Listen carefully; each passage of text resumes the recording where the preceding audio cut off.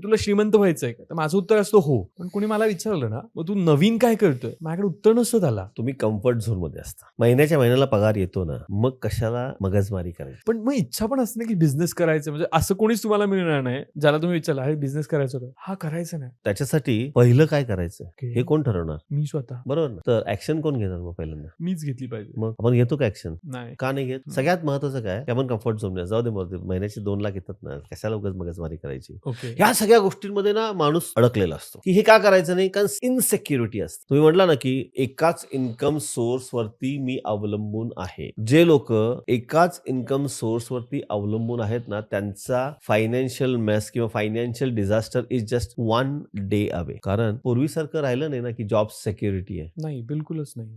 उद्या पण तुम्हाला मेल येऊ शकतो की you are fired. You are fired. तुम्हाला कंपनीनी फायर करायच्या आधी you have to fire yourself. Okay. आणि ते कसं? स्वतःवरती काम करायचं ना. म्हणजे फॉर Okay. एक्झाम्पल मी तर कम्फर्ट झोन मधनं कम्फर्ट झोन तोडायचं. मला जर वाटत असेल ना की नाही मला नवीन काय तर करायचं, you go and do the skill set, skill learning. आता प्रश्न काय होतो, अरे मग त्यासाठी एक 60-70 हजार रुपये, 1 लाख रुपये खर्च येणार आहे. You do it. का तुम्ही आता नाही केलं तर उद्या पण करणार नाही.